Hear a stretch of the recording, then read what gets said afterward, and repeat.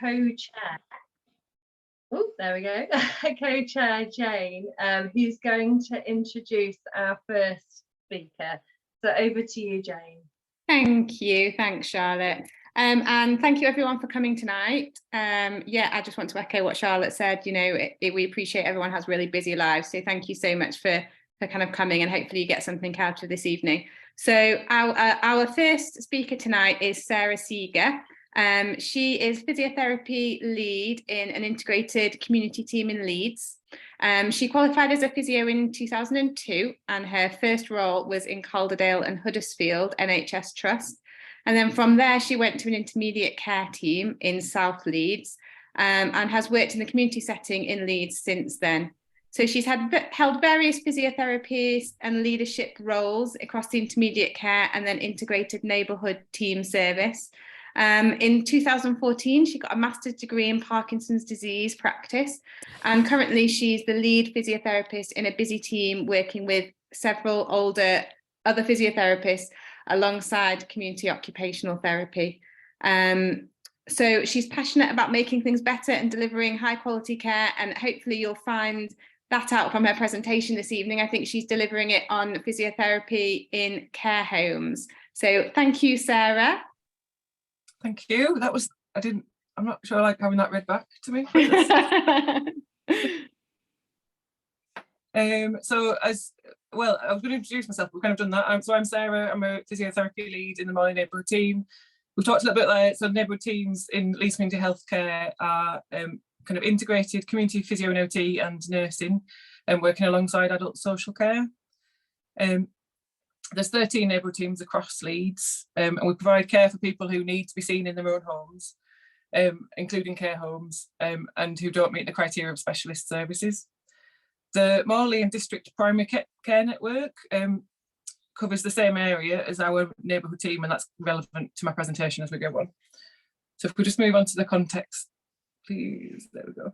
So I'm going to tell you a little bit about a quality improvement project that I've done over the last, with my team over the last year.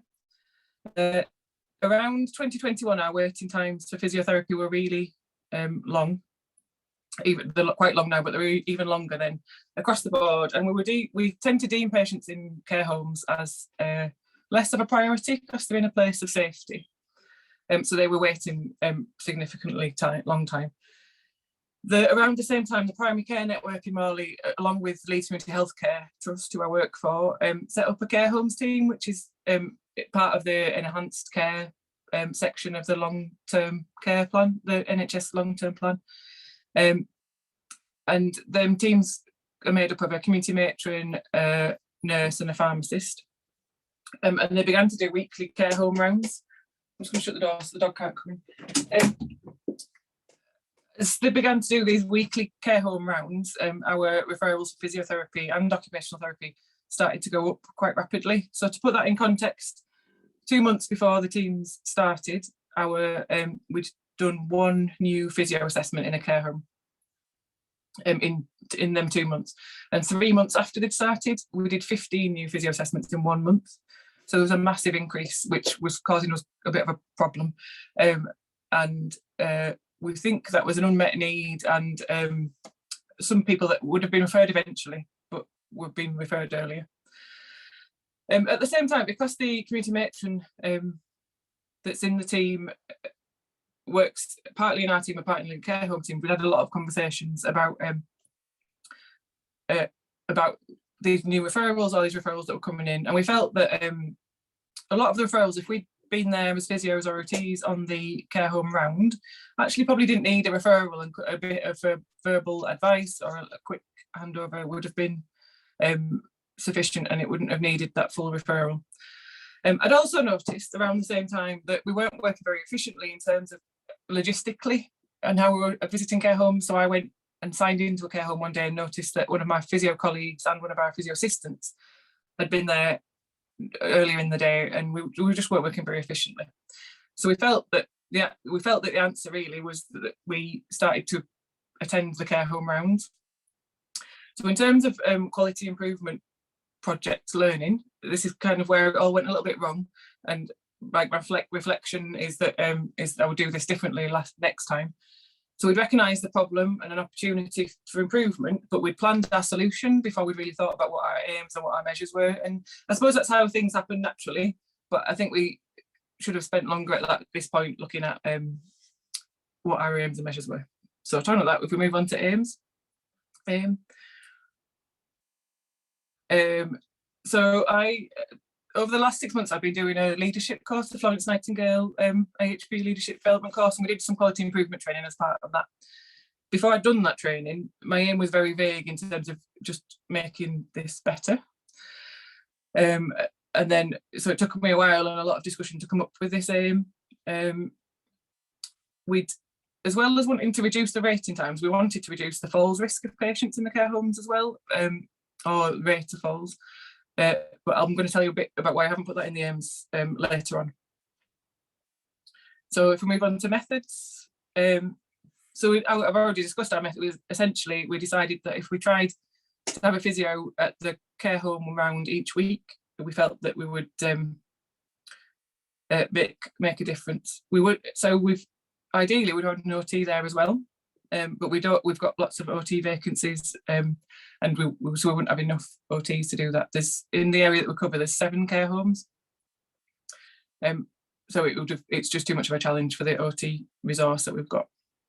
There tends to be a lot more referrals for physio because the types of people that are in care homes, the referrals tend to be a lot more for physio than they are OT. So in terms of measures, my other learning in terms of quality improvement projects is that working out what measures you can use is quite tricky. And I had to really think about what data did we have available to us and what could we use and how was that going to show that we'd made a difference. So our main outcome, that fits the aim, was what is the waiting time for people living in care homes. But because I was also trying to demonstrate an increase in efficiency, we looked at the number of visits per week to care homes. And then in terms of balancing measures, my concern was obviously that we could do this and could make things really a lot better for patients in care homes. But what was going to be impact then on the patients that are living in their own homes that were on the waiting list, and potentially that we were waiting longer because we were spending more time in care homes. So we measured that as a balancing measure, and we gathered feedback as well. Okay, so then the outcomes. So we went through 4 plan, do, study, act cycles. We really quickly worked out that we couldn't go to the care home round every week because we just didn't have the capacity to do it, we just couldn't physically do it. But we've managed to go every other week. So we consistently go now every other week, and we have a physio named for each care home, which has been it can be challenging because we've had staff changes and other things happen. Over them 4 plan, do, study, PDSA cycles, plan, do, study, act, the waiting times for patients for physiotherapy in care homes has gone down each time. So when we've finished collecting data at the beginning of the year, the waiting time was less than a week. So essentially we go to the care home round every 2 weeks. If there's somebody that needs seeing, we either see them there and then, or we book them in to be seen the next time that we're visiting. As I said, I'd hoped that by looking at the number of visits to care homes per physio, we'd have been able to show an increase in efficiency. But it didn't really show that. And when I looked into that a bit more, I think it was because when we first started, we all had patients in all different care homes, we all had different patients in different places. So it took a while for us to straighten that all out and swap them patients to the named physio for that home. And then we had some staff changes, we had some sickness, and then we had some staff leave, and so we had to keep changing around who was going to which care home. So it didn't really show the numbers I wanted it to show, or the evidence I wanted to show. But we're now in a position where there's 3 of us, and we've shared the care home between us, and we go every other week. So we're in a much better place in terms of how efficient we are. In terms of that balancing measure for patients that were in their own homes, so during at least the first 3 PDSA cycles, the waiting times for all patients, just the overall waiting time, was going down. So there was no evidence that we were having a negative impact. There was then we had some fairly strict, big changes in terms of how our triage works in the neighbourhood teams, and that took away staff, took away resource really. So that has made a bit of that's changed the waiting list. So then now it's hard for me to work out if that's what's causing the change. The verbal feedback from the care homes has been really good. So they really like having a regular physio, but that's also, I'm going to talk about in the learning section, that can be a problem as well. The building relationships has meant that we know the home. We know, so I go into one of the care homes, I go every 2 weeks. I know how they work. I know what equipment, moving and handling equipment they've got. I know how they tend to deal with moving and handling issues, and how they tend to deal with somebody that's fallen. And so we've got to know their ways of working better, and it just makes it a much more efficient way of working. But we just need to be careful of that line between that we're there as physios to provide rehab, and not as moving and handling advisors. So we're just having to be careful of that. We've also influenced quite a lot of, just through general conversations and building relationships, we've influenced kind of moving and handling equipment purchasing. So there's one home that's really big, that's got nursing care and residential care and some dementia care, and they didn't have a Sarah Steady at all, or any equivalent kind of transfer aid. So after lots of conversations, they bought one after on our advice.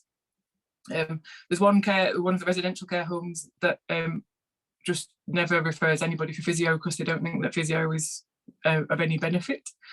And so it's taken my colleague a lot of conversations and a lot of challenge, and they're eventually allowing us to see some of the people in that care home, which is just really interesting because that's a massive inequity for the people in that care home because they're not having access because the manager doesn't think that we can make a difference. So we've had an influence there. And I've had conversations with the homes that I've been going into about how they can, different ways that they can provide physical activity and keep people physically active, not just through us going and doing physio, but in general, and to keep the general health benefits of that.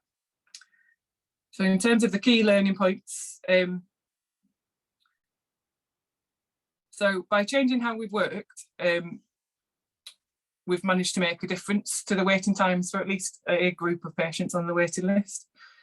And I think one of my reflections is that if you keep doing the same thing, you'll get the same results. And so our waiting lists go up and down, but are generally longer than we would like them to be. And so that by doing something differently, we've made a big difference. So that's made me think about what other groups of patients are there that I can do something different for that are on the waiting list.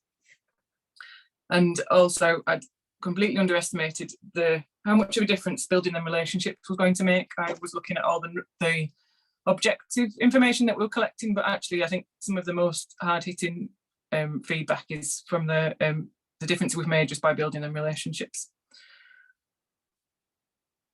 And finally, the challenges. So in terms of a quality improvement project, it's been really clear at the start about what is your aim and what you're going to measure, how are you going to collect that data, when will you collect it, and how are you going to present it, and that certainly I'll be much better at that in the future. At the beginning, when I talked about aims, I said about falls, and so we felt that when we talked about this at the very beginning, we thought actually we're going to be assessing the falls risk of all these people that weren't previously being referred to us at all. So we felt that there was no way we couldn't have an impact on the number of falls in these care homes. And we tried to gather data on how many falls were happening in the care homes, but we just tried and we could not get reliable data. So either they didn't want to tell us because some of the care homes are under quite close scrutiny from CQC and are just very wary of anybody coming in, and some of them just didn't know. So they would tell me how many people had fallen, and then they just tell me about 3 other people that had fallen that weren't on the list they'd just given me. So it was just really difficult to get reliable data. So they were hoping that going forwards we can do with a couple of the homes where we know they have reliable data, we can just start to work on that a bit in terms of how we're making a difference to that. I think the changes in the demands on the team made carrying out this project quite difficult, and I guess that happens everywhere in the NHS. Every time you try and change something, somebody changes something else somewhere else. And so in conclusion, I think we've made this massive difference. People are waiting much less time in care homes. We're building these relationships with the care homes, so we're hopefully reducing future referrals, and now we think about how else we can manage waiting lists going forward. And that's it.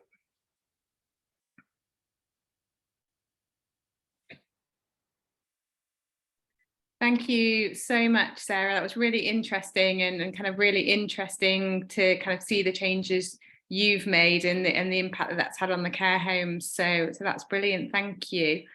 I'll pass over to Susan now, just to kind of monitor and see if there's any questions, really, if that's all right. Yeah, I don't think there's been anything put in the chat, Sarah, but I was going to ask personally, I work in the community into some care homes as well. Have you noticed whether your referrals are kind of more appropriate if you're kind of joining in with their care home rounds? Yeah. So I think there's quite a few things happen actually. So I think I've noticed that they tend to be more appropriate because we have that conversation and I say, well, I don't know what difference I'm going to make there, or the things like one of the care home I go to is owned by Leeds City Council, and so they get a lot of step down beds and transitional and temporary beds and stuff like that, like the temporary residents. And somebody came and this man was fine, he was completely mobile with his Zimmer frame, but he'd been given, he's about 6'2" and he had a like tiny Zimmer frame, so all he needed was a tall Zimmer frame, and that would have sat on our waiting list for ages, whereas I just got rid of a Zimmer frame and sorted it out. So there's stuff like that we're sorting out a lot quicker. And there's the thing that people keep coming back on, so people fall again and they say, oh, they need physio again, and I'm like, but you know, but I've just discharged them. I don't know really what else I'm going to do. And we kind of had that conversation about, actually, has anything changed? And sometimes something has changed. So there's a lady that I was seeing, and we did a period of strength and balance exercises, and then she wasn't really complying, and we discharged her. She's fallen again, and I was like, I don't think there's much else I can do, but actually her mobility's drastically deteriorated because of a fear of falling. So then I've got back involved. But it's that triage at the point of conversation, rather than them having a conversation, the nurses and the care home having a conversation, and the referral coming through and it being triaged and it being put on a waiting list, and it just... Yeah, waiting 10 weeks. Yeah, the referrals have settled down as well. So they kind of went up and kept going up for a while, and then they've levelled off. Because obviously there's only so many people in the care home, so we can't see all of them all of the time. And how do you manage the ones that are asking about moving and handling? Do a lot of your care homes have moving and handling facilitators? Yeah, I think by having a named person in each care home, they still ask us, but I think we have that understanding, and generally we know them by name, and we can say, oh, you need to speak to so and so, and then they've built a relationship. It's just took us a while to establish who that was and what that basis was, and it's a bit more difficult in the homes that aren't performance on word, that are under scrutiny from CQC. That tends to be more of an issue. But then I guess in terms of thinking, we do have a remit in terms of we're there to provide rehab, but then also we're part of the health and social care delivery in Leeds. So then we're supporting them patients in that care home where perhaps they're getting not as good a care as they might somewhere else. Yeah, great, thank you. I can see there's a couple of hands up, so I think Suzanne's got her hand up. Thank you. I think Charlotte's kind of put my question in the chat as well. I was just wondering, Sarah, did you have any support from a QI team? I mean, how did you know where to start? Or no, I just did it on my yeah, which I think is probably the case for a lot of people.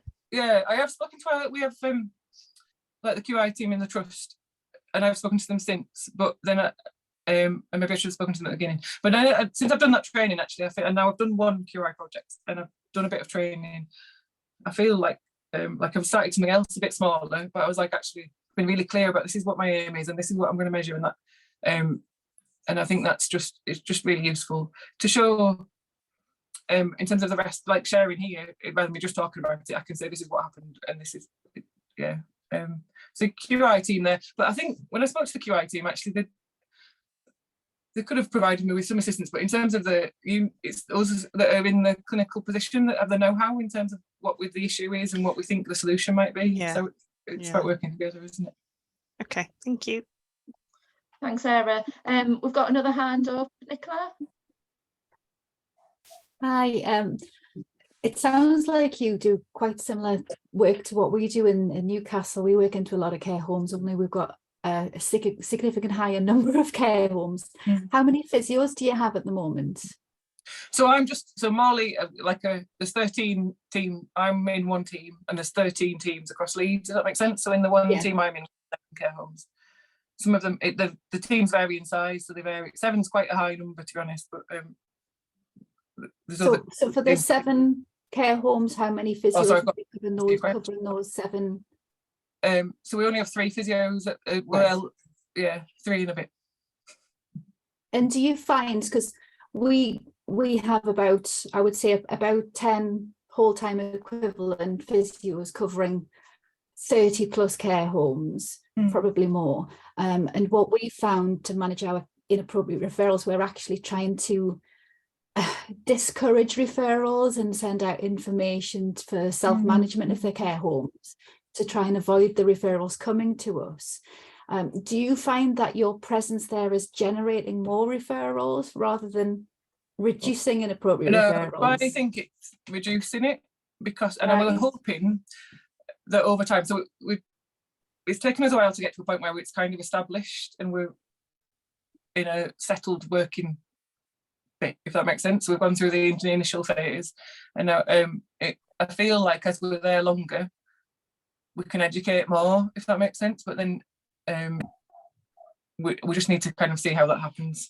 Again, I guess that depends on the staff in the care home staying the same, which then goes down to the ones that are inadequate. The staffing tends to change all the time, and the managers move on quickly, and so then you're kind of starting again all the time. So it's what we're trying to do now is actually realise that we only need, some of them we don't need to go, some of them we've cut it down to going every month because that's enough, whereas some of them we need to be there more often. So we're hoping that's our hope, really, is that, like you say, that education is that we're kind of providing that so that we're preventing further referrals down the line. Yeah, I think we're trying to do the same, but from a distance. yeah. Maybe that's a better option. Thank you. Thanks, Sarah. I can't see any more hands up or questions for you. Oh, thanks everyone. Thank you for listening. Great, thank you so much, Sarah. Appreciate it, and I completely agree. I was just typing in there, but I'll just kind of say I think it definitely agrees to kind of know your care homes, doesn't it, and know the referrals coming in from your care homes, because we've got some care homes which referrals come in and we're like, oh, actually, yeah, we probably need to go out, whereas there's some that we're like, oh, actually the care home's quite proactive, maybe we can send out some information, or we can ring them on the phone and give them some advice. So yeah, I think it does help to kind of know your care homes, doesn't it? Yeah, definitely. That's made a massive difference, I think, to it. Yeah. Lovely. Right, well, what we'll do is we'll move on to our next speaker, who is our lovely Charlotte. Charlotte sent me a very small bio, but she works as a frailty clinical specialist physio at Newcastle Hospitals. She is our AGILE former North Regional Rep. So that position is vacant if anybody would like it. But Charlotte has worked so hard trying to get this night together. So thank you very much, Charlotte, and thank you in advance for your presentation. We'll take it away. Wow, what an intro. Right, let's see what I've got for you. Okay.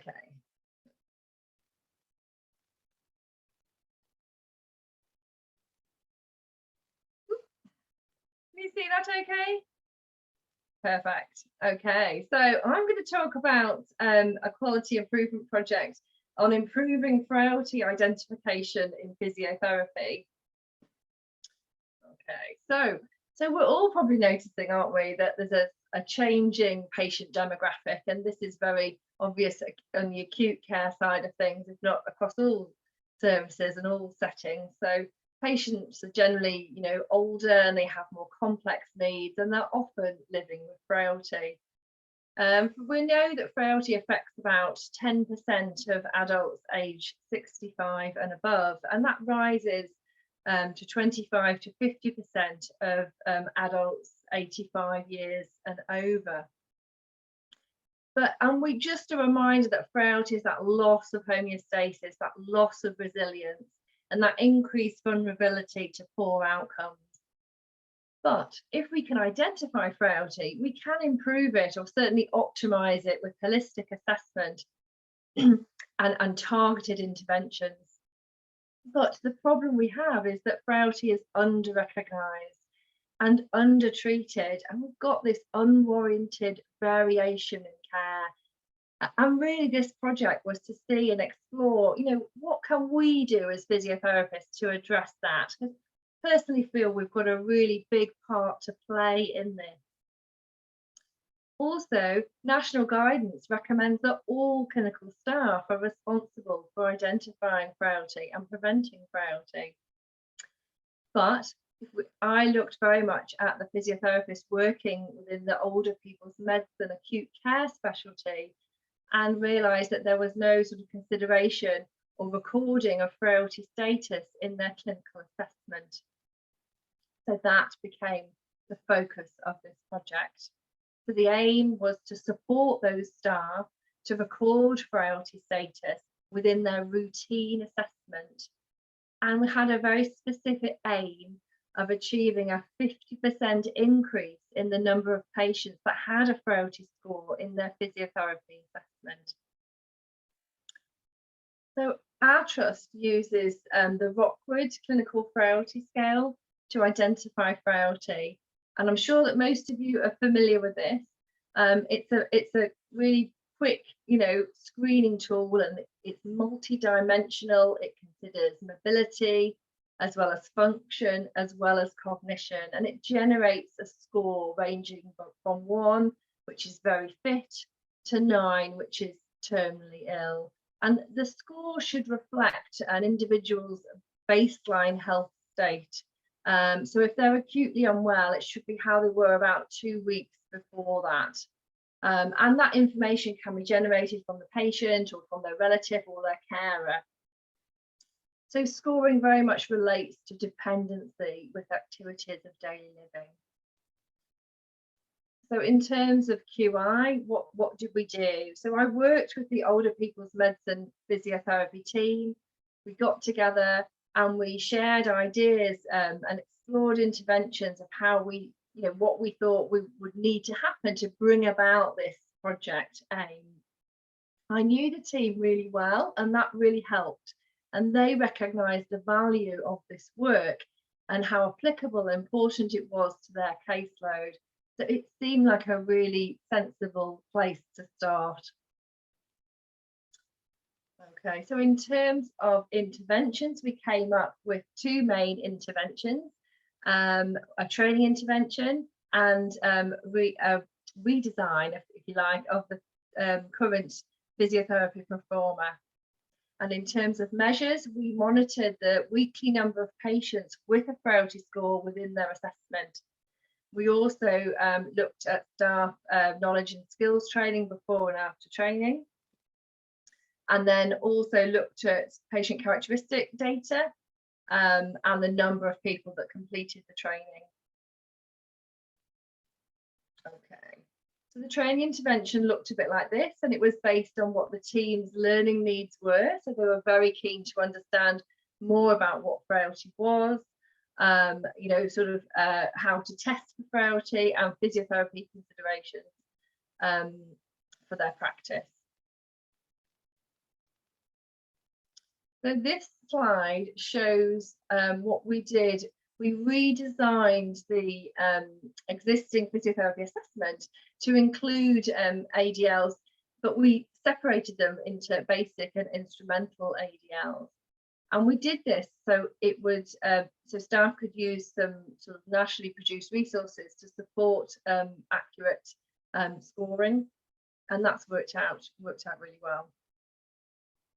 Not a big change. This stuff featured in their assessment. It was a redesign. Okay, so here's the project timeline.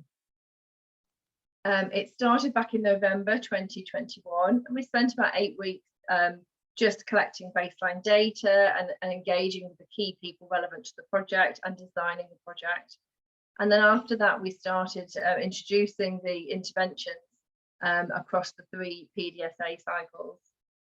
So you've noticed probably that PDSA cycle 1 and 3 are both training interventions.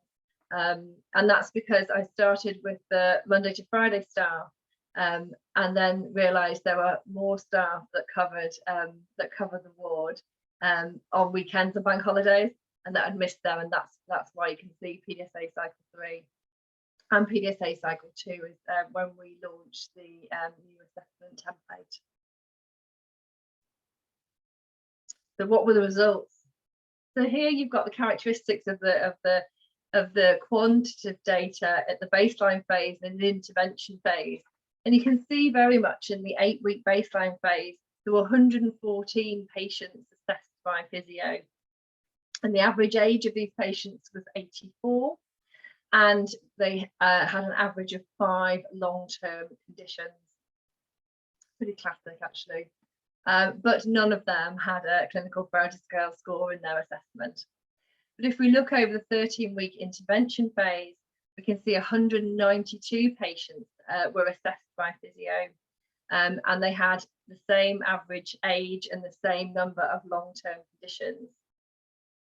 But this time, 95 of those 192 had a clinical priority scale score in their assessment, so that was an improvement of 49%. So if we look now, I've plotted the data on a run chart, which is very QI, but your improvement team will be able to help you with this if you're not familiar with these. So if we look at the data, we can see the weekly number of patients with a clinical priority scale score in their assessment on that x-axis at the bottom. So it did require quite time-intensive data trawling to get this data. And you can see that at baseline, there wasn't really much happening, all just on that flat line there. But things start to change as we introduce the PDSA cycles and the interventions. But yeah, you can also see some variability in the data. And that was largely due to staffing and staff changes and staff movement that Sarah alluded to earlier, as well as COVID, obviously. And you can see the unexpected dip just shortly, a few weeks after PDSA cycle 2. That is what led me to realise that I'd missed people on the training. So this monitoring was really important to flag that early, because there was a further cycle that needed to be done to really make a change, if you like. So also, again, this is very QI speak, but there's 9 consecutive points after the median line on this one chart. So the median line is the orange line, and there's 9 consecutive data points after that. And that is suggestive of something they call a shift and a signal that there's been a change that is beyond sort of normal variation, and that we can, with confidence, put that down to the interventions that we've tried. So this project achieved a 49% improvement in the number of patients with a priority score incorporated on their physio assessment. So I've also put in here a bar chart just showing the sort of results of some of the staff training, looking at their sort of self-assessed knowledge and skills around scoring before and after the training. So 12 staff had the training of all grades, as you can see at the bottom there, and they all improved, and the average improvement was 38%. So if we, in terms of progress, I put this out there because I'm very proud of this. So when we started at nothing. So we only have one more direction to go in, really. And after the 13 weeks intervention, we improved to 49%. And then I did a data snapshot in November last year, and I'm very pleased to see that 52 of the 59 patients that were assessed by physio on the ward, so that's 88%, are now having a priority assessment. And I really feel that it isn't just down to the training, it's because I feel it's embedded in their assessment, and it was a co-designed assessment, so together with the rest of the team. So it's not only growing in terms of compliance, it's also being sustained. which is the things you absolutely would strive for in any QI endeavour. So in terms of impact, like I say, really useful project and really promising results. So with better frailty identification, hopefully that has impact in terms of potentially reducing harm, because it can inform healthcare needs early. It can also inform sort of patient flow, and just hopefully result in better, safer and more equitable care, or it's certainly a step in the right direction. And this work has enhanced frailty awareness, and that's been with the physio teams, but also with the MDT that's been working on the ward alongside this, because they were curious to know what we were up to. And we shared the learning resources with them also, so they felt part of it, because at the end of the day, the patients are for everyone, aren't they?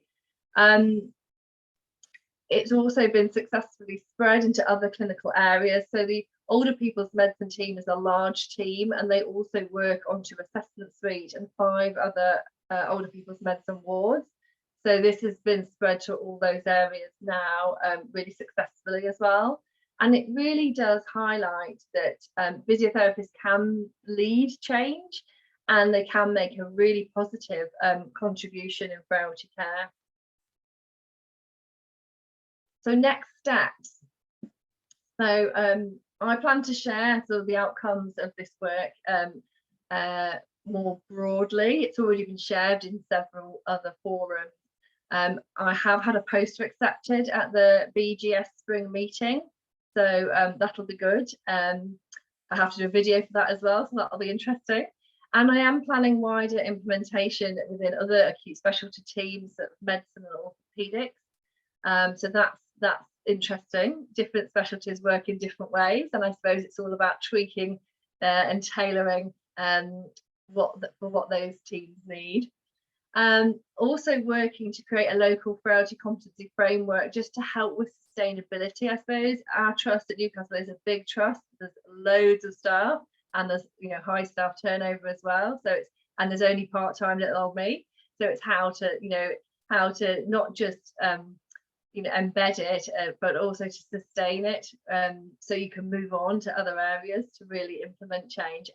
And I'm also keen to explore how the digital health team can support more scalable improvement.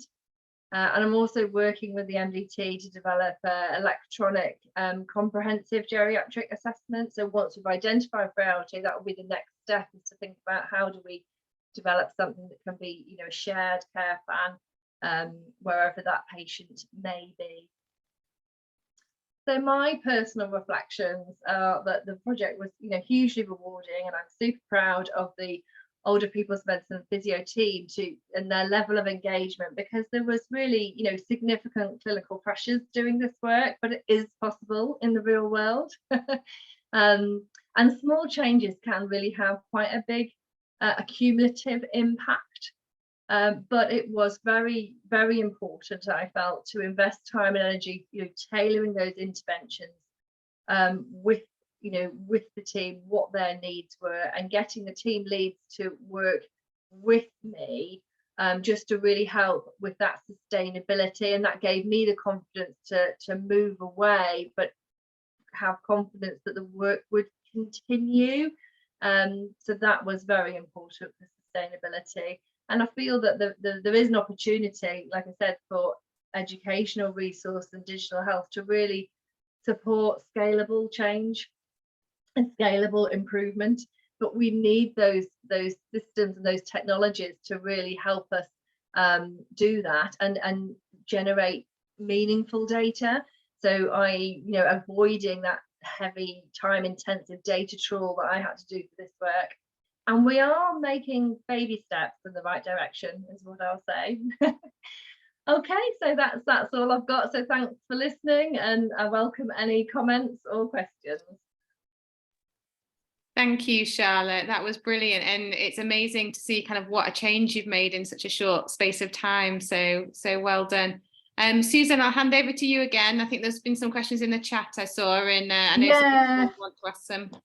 Yeah, there's a couple of things in the chat for you, Charlotte. So the first one's from Karen, and it says, do you know why Rockwood has changed the category 4 vulnerable stage to living with very mild frailty? Karen says, is it because there are negative connotations with the word vulnerable? Should we avoid using that word in assessments? It's a really interesting question. I don't know the actual reasons behind it. I don't know the reasons behind it, but I think language, the point of language is really an important point. And I think we have to think carefully about what language we use in documentation may be different to what language we use with a patient in front of us. But yes, there has that number 4, isn't it? Yeah, was living with very mild frailty. Sometimes it's a better identifier of actually that you may be thinking more about preventative interventions as well. Is that they're starting to tip more into frailty and what can be done to prevent that continuing or slow down that trajectory. So that may be a reason, but I don't actually know what the reason is. But we are using the latest version, which is living with very mild frailty for a CFS value of 4. I just had a quick look on the app, Charlotte, and it still says vulnerable. Yeah, so what you'll see, and actually some of the talks and some of the that I've been to, sometimes when they pull up the Rockwood tool, they use the old one, or certainly they share a screenshot of the old one. And sometimes it's just a case that they haven't updated to the 2020 version, but we use the latest version now. Yeah. There's another question in the chat for you, Charlotte. It's from Kathleen, and it says, are other clinicians scoring patients during their hospital admission? If so, did you compare those scores with the physio scores for variability or consistency of scoring? That's a great question too, and I know the point that that Kathleen that you're making there. So obviously there's been huge initiatives to try and get scoring to happen within 30 minutes of admission. It isn't happening consistently in our organisation, is what I would say. And I think there is huge work to be done in that area. I suppose my focus as a clinical specialist physio was to explore what we could offer and contribute as physiotherapists, particularly because I think therapy staff routinely ask about ADLs. So it seemed like an easy win, but obviously earlier in the patient journey is best. And sometimes it's not always feasible to happen so early in the patient admission. And one of the things we're exploring is looking at the key questions that may be asked by any clinician to help generate the information to enable staff to confidently score. And we're also using some resources that are nationally produced, be that the chart, be that the app, be that the classification tree. So there's a consistent approach so that actually we're much more likely to have good inter-rater reliability. So you would score the same as I would score based on that information. And I think there is a danger without that it is a judgment tool and it may only be limited to the information you have at any one moment in time, but for it to be really meaningful to inform, care planning decisions, it has to be accurate.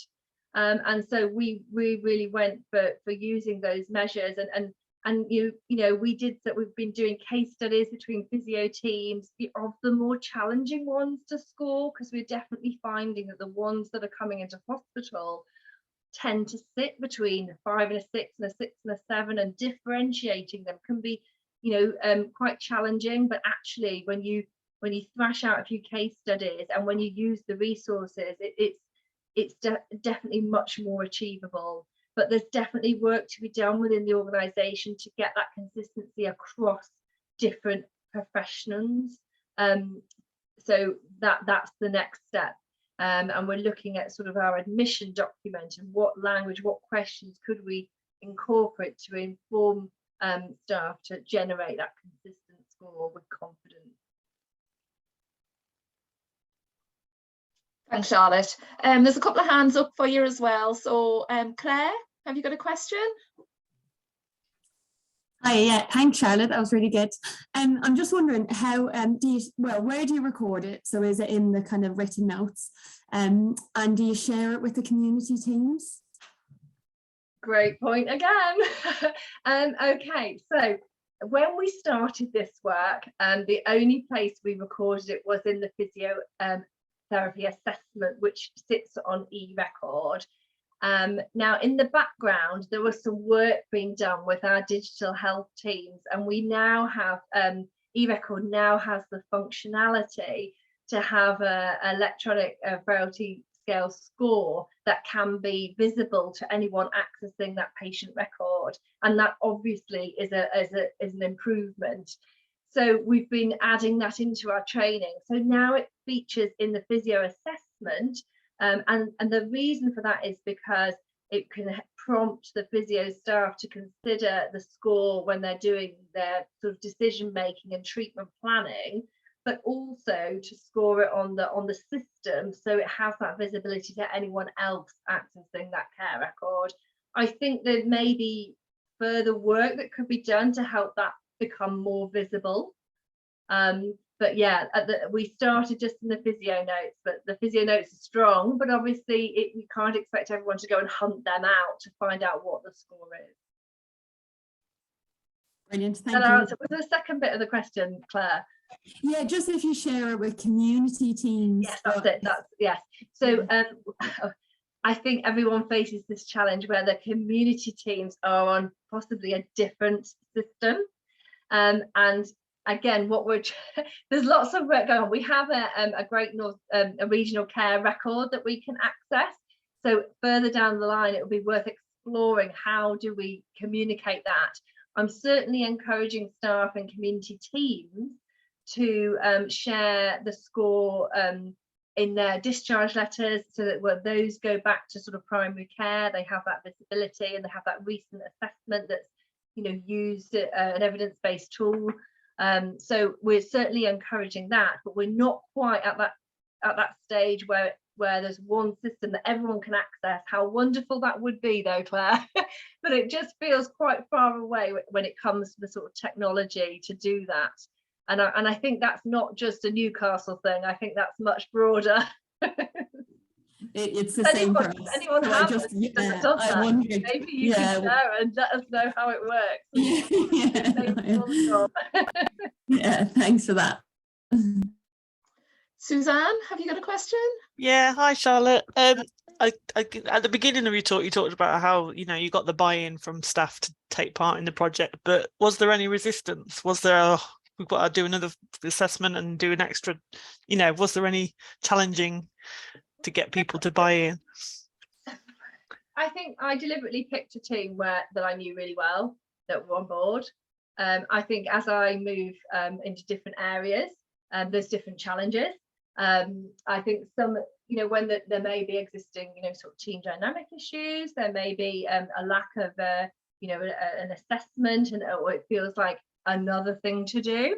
I think it's quite hard. It's quite hard that, but it's just really, for me, it was about really highlighting the value and the benefits of this to the patients, to the staff, and to the organisation, and how that making every contact count really matters, and demonstrating, sort of our contribution as physiotherapy staff to make a difference in frailty care is a fantastic opportunity that I can, in a privileged position, to support them to really shine and raise our profile. And I think that messaging was well received. Good. And did you do the teaching? Did you do you did it? Yeah, that's fine. Yeah, I just wondered if it was yourself. Yes, I think that's it. So but essentially this is I am very lucky to have a job that enables me to do that. Yeah. And it's very much part of my job to lead and deliver QI around improving frailty care,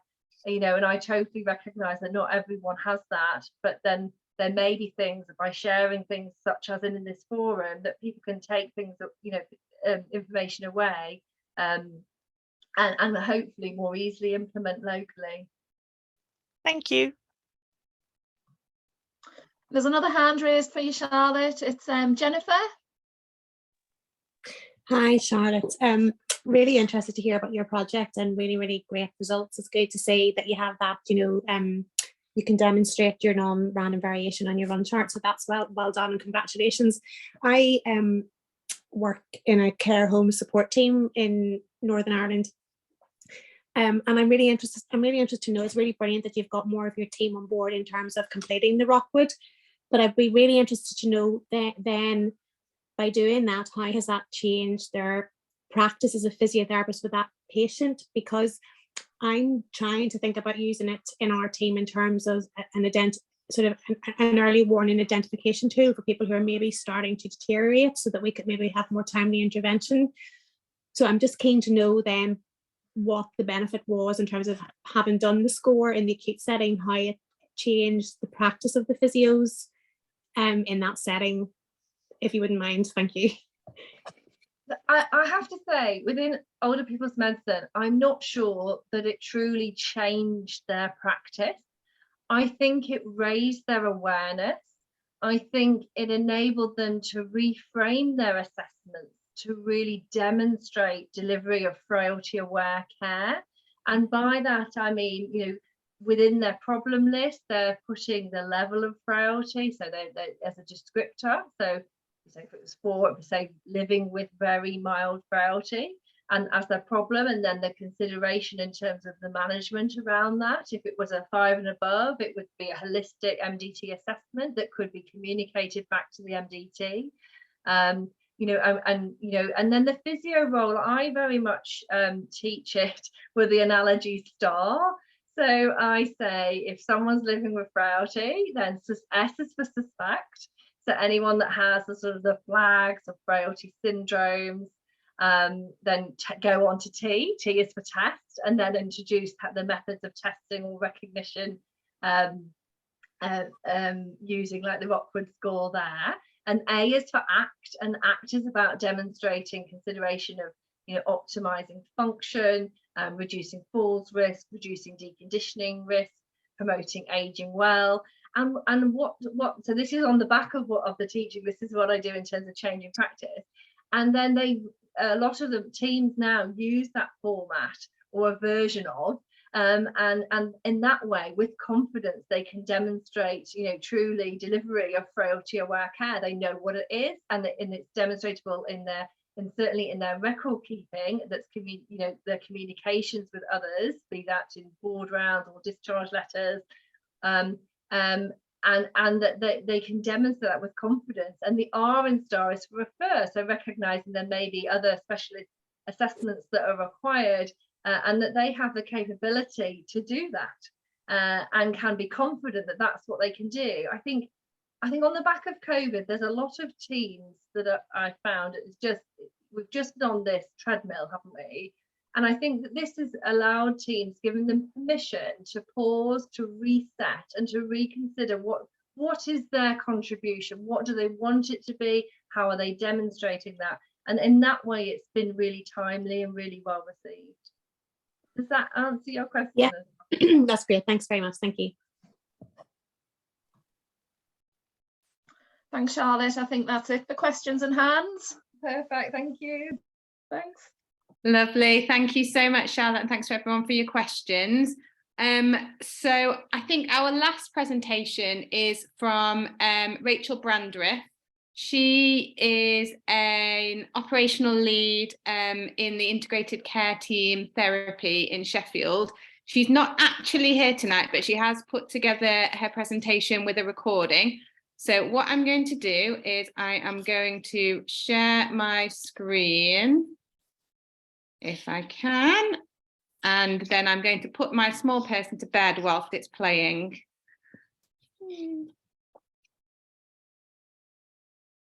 Right, here we go.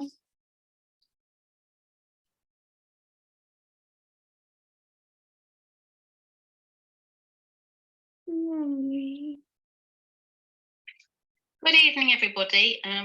Thank you very much for inviting us to come and talk to you about how we gain some further investment into AGILE.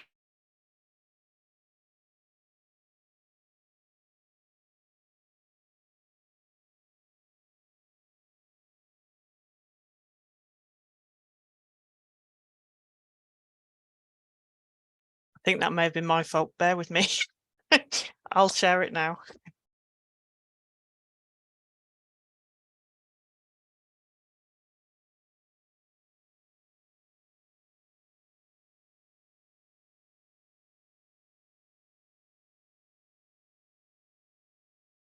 Good evening, everybody.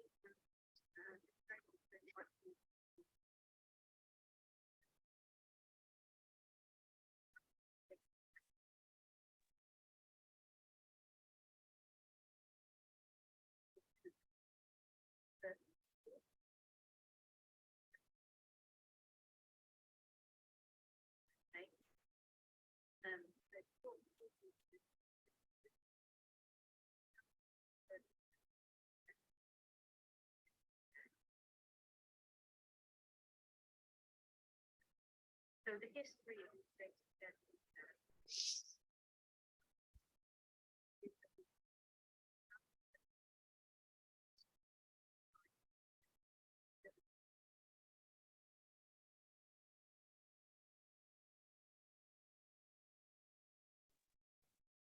Sorry, Suzanne, I don't think anyone can hear that. How about now? and the falls prevention team. I've totally broken it, haven't I? Right. Hang on, bear with me. Something go wrong.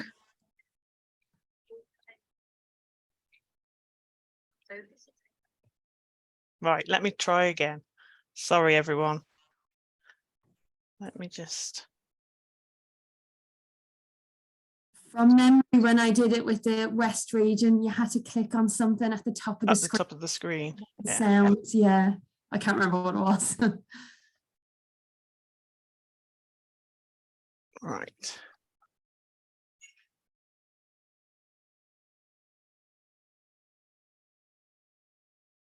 Good evening, everybody. Anything? It's just quite low.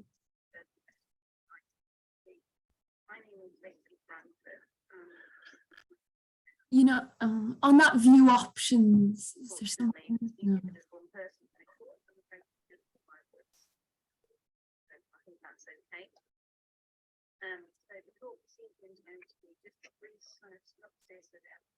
Sorry, everyone. Bear with me. Where did you think? I can't remember. I'm just quickly trying to search on it. It's, you need to find a share sound button. It might be. Hang on, let me see. I think it's in Zoom rather than PowerPoint, Susan. Okay. Sorry, I didn't realise. I kind of left, didn't I? No, that was my fault, Jane. I screen? think I threw. Jane, do you want to start it again? I can try. Did it work when I did it? I'm not sure. And then I muted you by mistake. And it went off. Yeah, that's why I left my sound on. Sorry. Sorry, no, that's my fault. Do you want to try again? I'll stop Yeah. sharing. Integrated care. Can you hear that? So the history of integrated care, Yes. ICTT, as we like to be called, is that we were formed in 2017, and this was by amalgamating 3 other services: the Community Domiciliary Therapy Service, the Active Recovery Therapy Resource, and the Falls Prevention Team. This was to kind of streamline services and reduce duplication, and give the patient just some continuity of care. The Falls Prevention Team was made mostly of therapy assistants, and they often had to lean on the domiciliary team for support from qualified staff. So this also meant that the therapy assistants would come in within a qualified team to give them support. At present, we roughly have a split of 40% therapists to 60% therapy assistants. We have physios and OTs, and we support housebound patients and any patients that require their rehab to take place in their own home. And we also go into care homes and nursing homes. We also have Band 3 therapy assistants and Band 4 therapy assistants, and the Band 4 therapy assistants do a lot of the falls prevention work. We also obviously provide a lot of provision of therapy assessment and support for discharges, for hospital discharges and discharges from the intermediate care beds, alongside the short-term intervention team who tend to provide the care. Therefore, when there's an increase in the flow of patients through STIT, which is the short-term intervention team, this tends to have a parallel demand on our service. Obviously, if we can't provide that therapy assessment promptly, these patients can deteriorate and end up back in hospital being readmitted, which is not where we want them to be. And like any other service, COVID has really impacted on our patient flow, and the demand for a more urgent response has increased. And we've obviously got a bigger waiting list now as well. We wanted to try and realign ourselves and focus on rehab rather than this urgent response.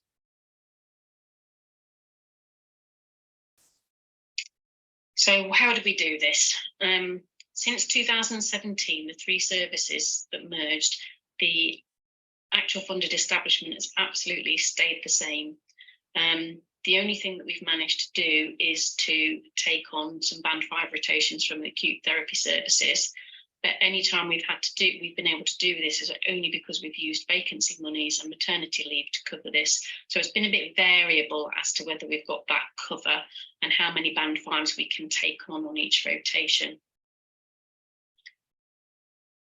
Our business plan for 2021 and 22 needed to understand our baseline capacity and demand within the service, because following COVID and in the midst of it, we had a very large waiting list, and we needed to understand that demand and how much capacity we had within the service. So the performance team developed a model to try and look at the capacity and demand and just compare it to baseline. How we receive referrals in is through a triage system. All the referrals come into our service and we triage them within 24 hours of being referred into the service. The band 4s do the falls triage, and the band 6s or 7s tend to do the triage for the general referrals coming in that are not related to falls. Our triage system is one of a RAG rating, and it's determined by urgency. So the red patients tend to be seen within 48 hours, and the ambers, since COVID, we've now had to amend this, and it's now within 14 days. We used to be able to supply within 5 days, but the amount of referrals coming through the service has meant we haven't been able to do that. And post-COVID and during COVID, we've increased that to a 14-day response time. Green referrals, initially our initial assessment was supposed to be seen within 28 days. And I would say at the moment, we're not achieving that because we have waiting lists. However, the waiting lists are re-triaged every 28 days for urgency to check whether any patients have been readmitted, or whether they've been back to their GP, or they've been back to the front door response team or anything like that. So we try and kind of keep on top of our waiting list as well. So we realised that staff were reporting that patients were a little bit more complex, and we knew the CSP were developing a complexity tool, but we decided to try and kind of develop our own to suit the service at the moment and try and analyse our patient cohort. We also did trial a clinical frailty score in our service along with the front door response team. However, it proved not very sensitive enough for the patients within our service. So this is a copy of the complexity tool that we ended up using in the service.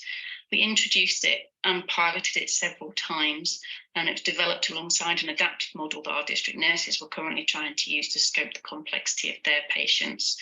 So we piloted it several times, amended it, redefined it, and you can see we ended up with 3 areas of complexity: routine, additional, or complex.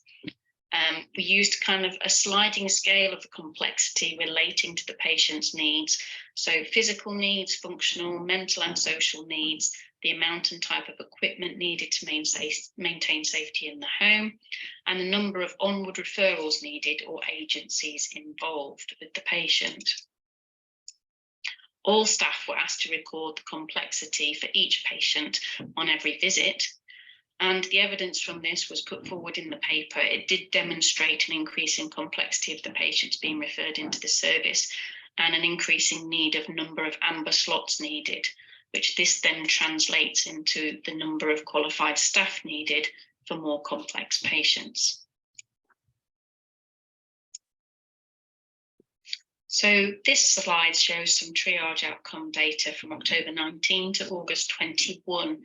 And you can see even before the pandemic, there was starting to be an incline in the number of amber referrals into the service, but actually during and post-pandemic, that trend has kind of continued. So there's a gradual incline in the number of amber referrals coming into the service.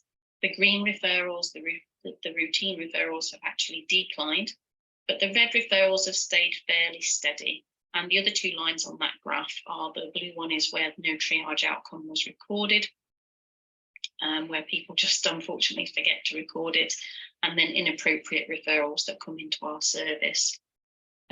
This obviously kind of lined up with the staff reporting that there was an increased complexity of patients with an increasing number of comorbidities for the patients that they were seeing. The patients we were treating were also more acutely unwell due to the lack of visits from other health professionals and GPs during the pandemic.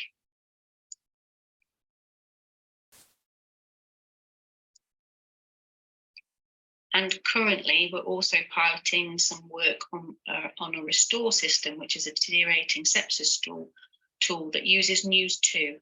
And this has also evidenced the increase in complexity of patients being treated in the community at present. Jane Manson, who I believe is with you this evening facilitating, has been involved in that project. So we'll hopefully be able to update you with some news from that. And I'm sure at some point we'll be presenting some information about that at a later date.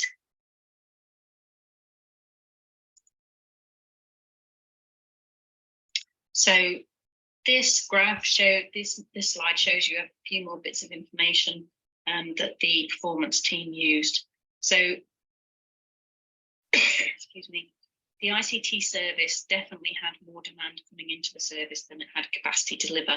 And you can see from the slide, on the yellow line is the amount of visits we were actually doing, and the grey line was the planned amount of activity that we should have been achieving. So we were consistently achieving above our plan. The demand was such that we had more referrals coming into our service. We also had an increased demand for early assessment. And like I said before, the patients were more unwell. A lot more patients were being admitted and discharged and flowing through the hospital a lot quicker and coming back out to us more unwell than we were used to. This obviously meant that in order to get rehab, we were having to spend more visits seeing these patients because they were more unwell to begin with, and we had to keep track of them and check on them before we could get around to doing rehab. So therefore, there were more visits per patient as well. In the capacity that was modelled, the performance team worked out that we needed 11 more whole-time equivalent therapists added to our budget to actually deliver the discrepancy between the service and the capacity coming into the service. The two little pie charts just show you the visit complexity split from 2021, which was when we were right in the midst of the pandemic still, and the routine visits were 58%, the additional were 26%, and the complex 16%. So you can see, you know, pretty much 40% of our patients were complex or additional needs, and that's took up a lot of time with our staff. As we've moved on, we've just redone the figures, and it has dropped slightly, so that there's 10% more routine patients, but there's still a fairly high proportion. We've still got a third of our patients are pretty much falling into the additional and complex range of patients there.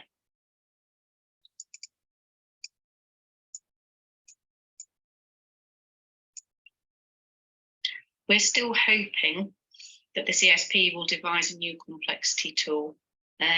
We realise that our complexity tool is very subjective within that socio-economic area that the staff work in, and obviously staff that have worked in poorer socio-economic areas, that becomes their norm. So actually what they might find complex or routine could be absolutely different in a different part of the city.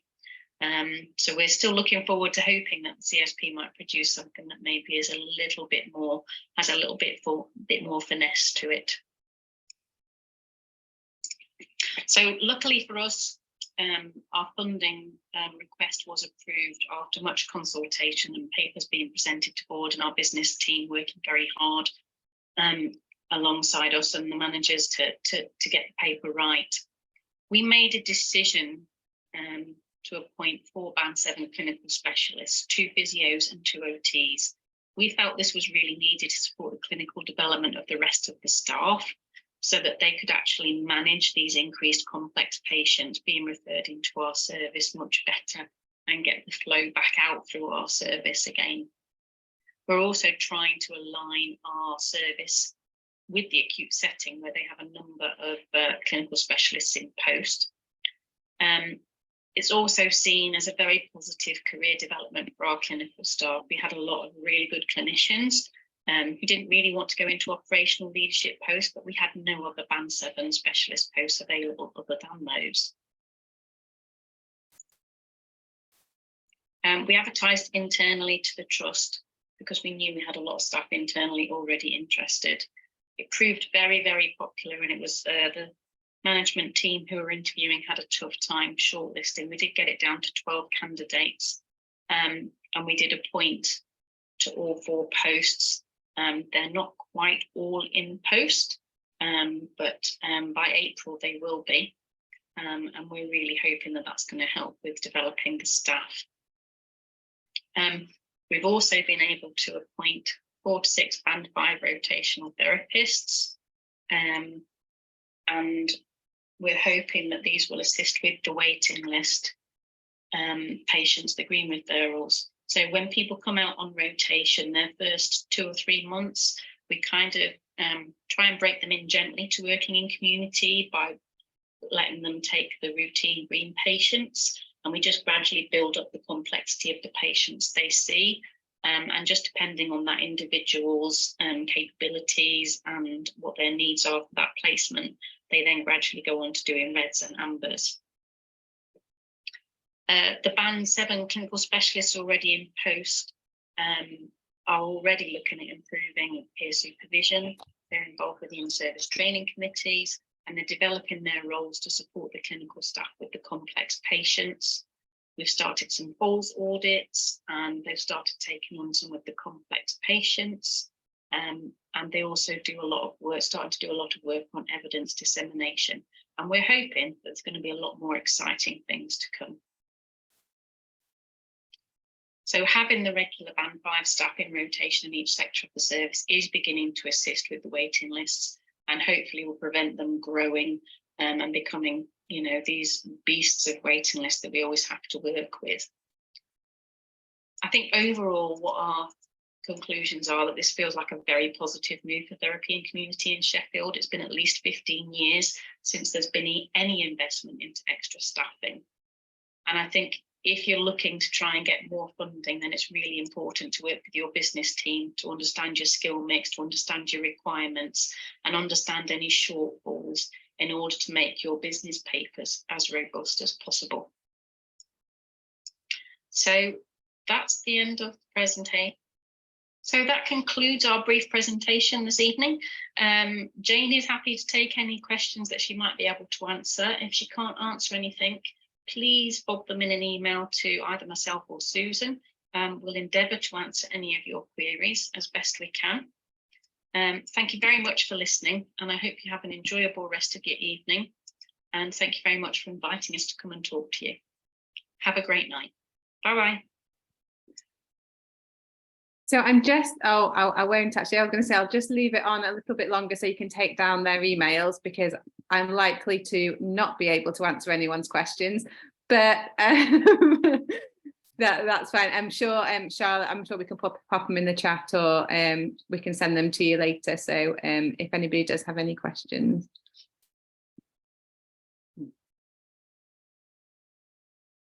Does anybody have any questions that I might be able to answer? Please no.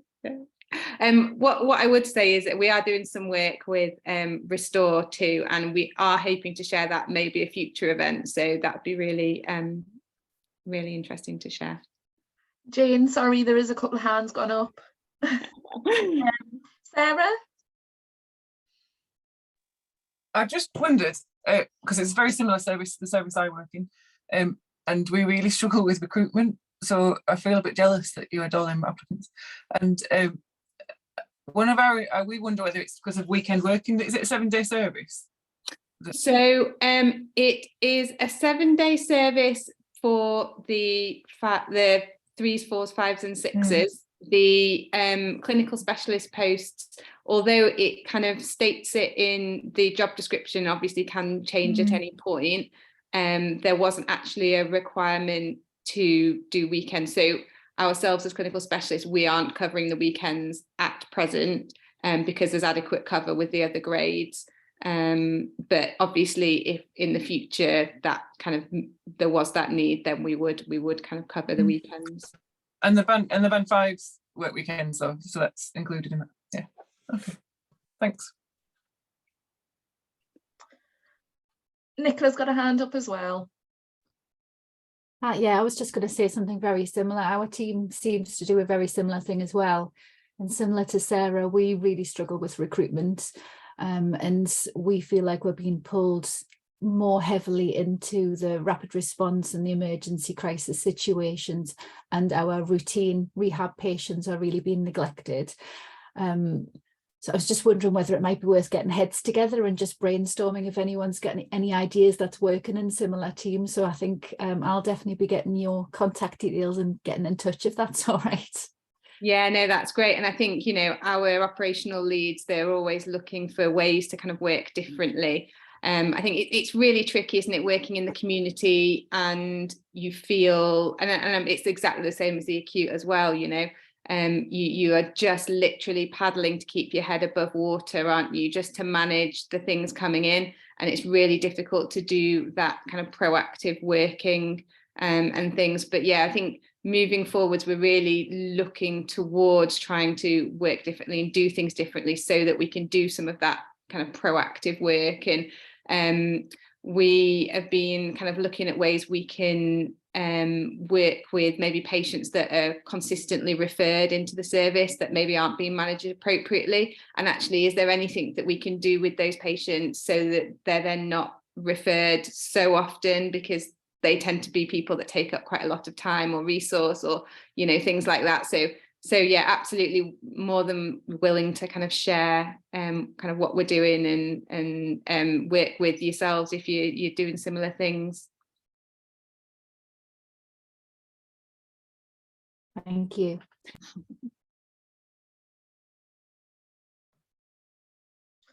I can't see any more hands for you, Jane, so that might be it. Wonderful. Well, yeah, like I said, if you have any kind of more operational questions and things, then Rachel is more than happy to take those questions or anything like that. So that's fine. Susanna or Charlotte, am I coming back to you to kind of round up? Yeah, back to me. Thanks, James. Apologies Lovely. again for my big fat fingers muting you and ruining the whole presentation, but I'm glad you got it sorted. Just to say a huge thank you to our 3 speakers tonight, to Sarah, to Charlotte and to Rachel, and to everyone else for joining us online, to Jane, to Susan for guiding us through the evening.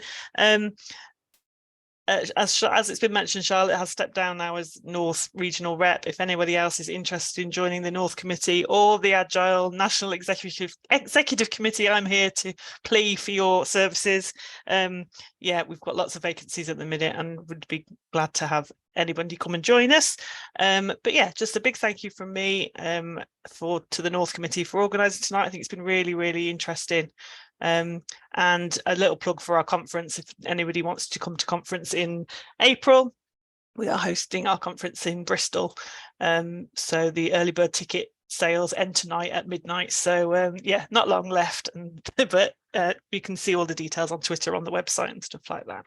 So yeah, big thanks, and enjoy the rest of what's left of the evening. Thanks, everyone. Thank Thank you. Bye. Thank you, everyone.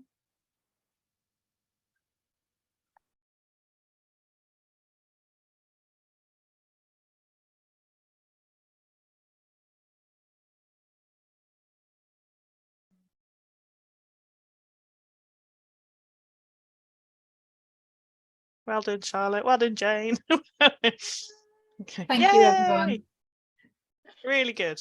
It was really interesting, actually. I really enjoy it when you realise that someone has, you know, in a different area, a different trust, has similar issues, and you know, there's a real opportunity there to share, you know, sort of best practice, what's working, what's not working. It's wow.